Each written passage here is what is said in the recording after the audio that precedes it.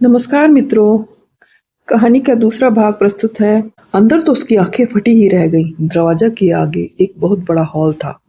Hall के दोनों ओर ऊपर जाने के लिए सीढ़ियां बनी थी। हॉल में कितने सोफे पड़े थे वो गिन भी नहीं पाई। बड़े बड़े झाड़ फानुस माहौल को बहुत भव्य दिखा रहे थे। भारी भरकम पर्दे, दीवारों पर लगी आदमकद तस्वीरें। अचानक से राजनी बहुत हताश महसूस करने लगी। इतना सब उसने कभी देखा न था। यहाँ उसे इतनी अमीरी के दर्शन हुए कि उसकी आंखें ही चौंधिया गई। उसने तुरंत सोच लिया कि वो यहाँ नहीं रहेगी। यहाँ उसे अपनी कमतरी का एहसास होता रहेगा। उसने अपने पापा की ओर देखा। वो भी आंखें फाड़ कर देख रहे थे, क्योंकि वो भी कभी यहाँ नहीं आए थे। उन्हें तो पता भी नहीं था कि उनकी दूर की कोई बहन इतने ऊंचे घर में ब्याही है। तभी एक सेविका एक बड़ी सी ट्रॉली लेकर उपस्थित हुई। उस पर पानी, शरबत, फल, बिस्कुट, मिठाई, नमकीन सब था। रागिनी और उसके पिता ने पहले पानी पिया, बाद में शरबत, साथ में थोड़ा सा नाश्ता। वो सकुचा रहे थे क्योंकि मेजबानों का कोई पता न था। थोड़ी देर बाद उसकी बुआ सा आती दिखाई दी। उन्होंने घाघरा चोली पहना हुआ था, सर पर खूबसूरत सी चुनरी ओढ़ी थी, गले में छोटे बड़े कई हार, हाथों में भर भर कर चूड़ियाँ, कानों में हीरे के कानफूल दूर से चमक रहे थे। उंगलियों की अंगूठियां भरी भरी दिख रही थीं। उम्र होगी 55 के आसपास, पर माथे पर दमकते मांग टीकों के देखकर नहीं लगता था। नाक में बड़ी सी नथ, उनको देखकर ही रागिनी को चक्कर आने लगे। इतना सोना पहनने की क्या जरूरत है इस उम्र में, उसकी समझ से बाहर था। उनके पास आने पर उसके पिता ने झुककर उन्हें प्रणाम किया। उन्होंने सर पर हाथ फेरते हुए उनको आशीर्वाद दिया। पिता की देखा देखी वो भी पैर छूने आगे बढ़ी तो बुआ जी ने एकदम से डपट दिया। एक काई करे से छोरी, तुझे इतना ना पता कि छोरियां पैर ना छुए हैं। रागिनी डर के खड़ी हो गई। उसके पिता ने कहा, हाथ जोड़कर नमस्ते कर दो बस। उसने वैसा ही किया। बुआ जी प्रसन्न हो गई। उसे कई बार बदल बदल कर गले लगाया और उसका माथा चूम लिया। रागिनी के लिए ये सब प्यार नई बात थी। वो सकचा गई। बुआ जी ने बताया, उनके पति काम के सिलसिले में बाहर गए हैं और वह पूजा कर रही थीं, इसलिए उन दोनों से मिलने ना आ सकी। उन्होंने ये भी पूछा कि उनको सफ़र में कोई परेशानी तो नहीं हुई। दोनों बाप बेटी ने उनका आभार जताया और उनकी मेहमान नवाजी की प्रशंसा की। वे खुश हो गई। उन्होंने एक सेविका को बुलाकर उनका कमरा दिखाने को कहा और उन दोनों से कहा कि वे नहा धोकर तैयार हो जाएं। चाहे तो थोड़ा आराम कर लें, दोपहर खाने पर उनसे मुलाकात होगी। उन्होंने रागिनी से पूछा कि वह क्या खाना पसंद करेगी। रागिनी ने कहा वह शाकाहारी भोजन पसंद करती है और जो कुछ भी बनेगा वह खा ले। रागिनी और उसके पिता नहा धोकर तैयार हो गए। दोनों ही कमरे को देख आश्चर्यचकित थे। इतना बड़ा कमरा था कि उनका दिल्ली का पूरा घर भी उसके आगे छोटा लगता। बेहतरीन एंटीक फर्नीचर, भारी पर्दे, खूबसूरत बेडशीट, साथ में ढेर सारे रंग बिरंगे कुशन, छत पर बेहतरीन काम।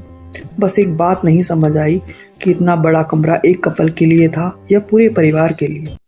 रागिनी ने देखा एक और दरवाजा भी था। उसने खोल कर देखा तो एक बालकनी थी, खूबसूरत गमलों से सजी, जिसमें बैंत का झूला भी था और बैंत की ही मेज और मूड़े भी। तभी सेविका उनको खाने के लिए बुलाने आ गई।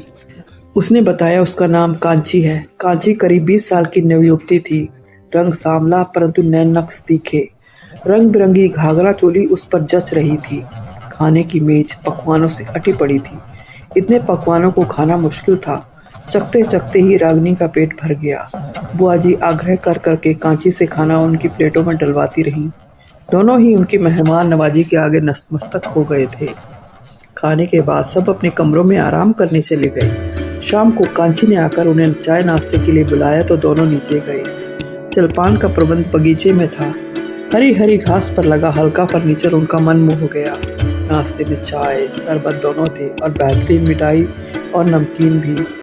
रागिनी ने शरबत लिया, उसके पिता ने चाय। बुआ जी ने भी चाय ही पी। थोड़ा सा नाश्ता लेकर रागिनी और उसके पिता ने रात के भोजन के लिए मना कर दिया, क्योंकि अब उनके पेट में जगह ही नहीं थी। बुआ जी ने उन्हें हवेली देखने के लिए कांची के साथ भेज दिया। लगभग 2 घंटे बाद दोनों थके मांदे वापस आए। कांची नहीं थकी थी, क्योंकि वो आदी थी इस सब की। दोनों ने पूरी हवेली देखी ही नहीं। नीचे ग्राउंड फ्लोर, पहली मंजिल, दूसरी मंजिल, ऊपर छत। बाकी कमरे बंद थे। जो खुले थे वो उस कमरे जैसे थे जिसमें वो ठहरे हुए थे। बुआ जी के कमरे में किसी को जाने की इजाज़त नहीं थी। उनके बच्चों के कमरे भी बंद थे। 3 बच्चे थे, 2 बेटे, 1 बेटी। बड़े बेटे राघवेंद्र सिंह और बेटी मीनाक्षी की शादी हो चुकी थी। छोटा बेटा अभय प्रताप सिंह अभी कुंवारा था। सबके अलग-अलग कमरे थे। जब वे आते उसी में ठहरते।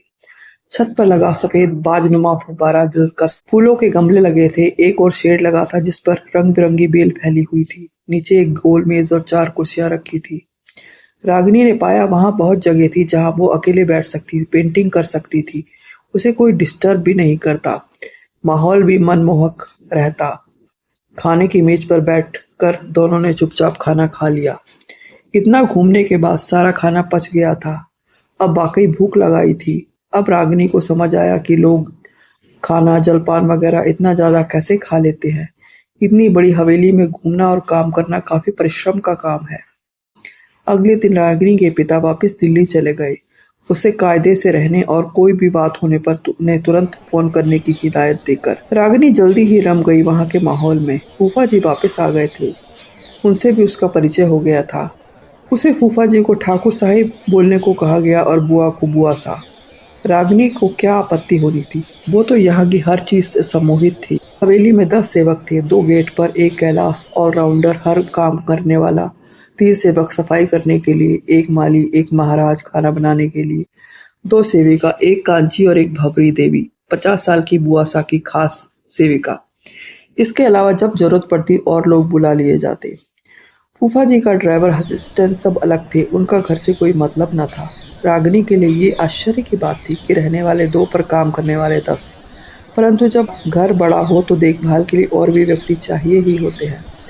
परिवार खुद नहीं संभाल सकता सब कुछ। उसने सुना कि पहले जब बच्चे छोटे थे तब तो और भी सेवक थे। बच्चों की देखभाल के लिए, उन्हें पढ़ाने के लिए, उन्हें स्कूल लेने छोड़ने के लिए। बच्चे बड़े हो गए तो उनकी यहाँ जरूरत खत्म हो गई तो उन्हें फार्म हाउस, फैक्ट्री में काम दे दिया गया। फूफा जी की पत्थरों की फैक्ट्री थी जिस पर घर बनाने के लिए हर तरह का पत्थर मिलता था जो सीधा खदान से लाया जाता। इसके अलावा कपड़ों की मिलें थीं। शहर में कई दुकानें थीं। कई मकान थे जो किराए पर दिए गए थे। कुछ अपने ही कर्मचारियों को दे रखे थे। रागिनी बहुत प्रभावित हुई थी इस आलीशान घर और उसके रहन सहन से।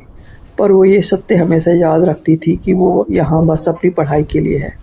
फिर उसे वापस अपने उसी छोटे से घर में जाना है। उसे पहली मंजिल पर कमरा मिला था। बुआसा का कमरा दूसरे छोर पर था। बच्चों के कमरे ऊपर की मंजिल पर। नीचे हॉलमा, स्वागत कक्ष, किचन, डाइनिंग रूम, भंडार गृह। सेविकाओं के कमरे भी नीचे ही थे। दोनों चौकीदार ड्यूटी टाइम गेट पर होते, बाकी सब हवेली के पीछे बने अपने कमरों में।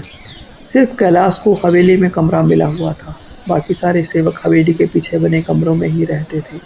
किसी किसी की फैमिली भी साथ में थी, कोई अकेला ही रहता। रागिनी अपने कॉलेज भी हो आई थी। कैलाश उसे जीप में ले गया था। वह उसे काका साहब बोलने लगी थी।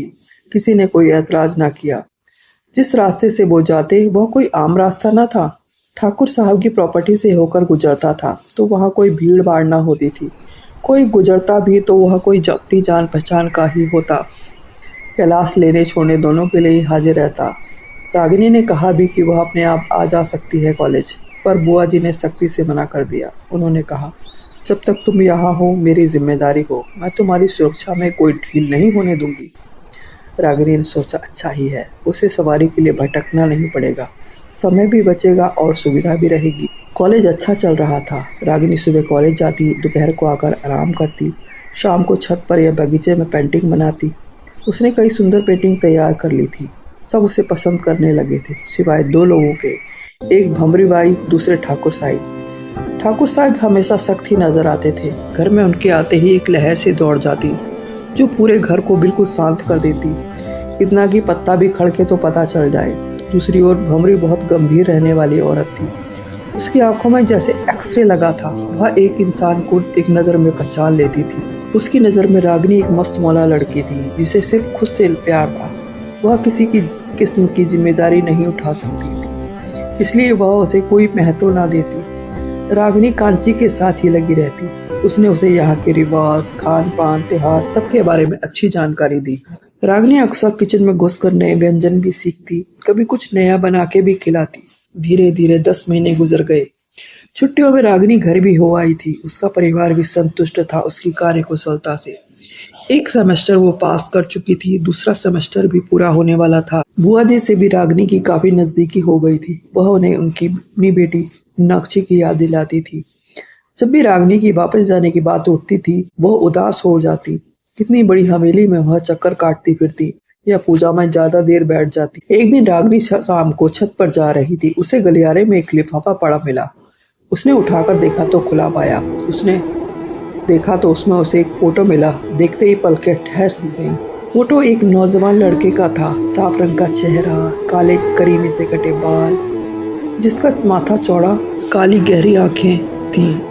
चेहरे से ही वह एक अच्छा इंसान नजर आ रहा था। सुंदर मर्दाने नैन नक्श रागिनी का दिल चुरा गए। उसने इधर उधर देखा कि कोई देख तो नहीं रहा।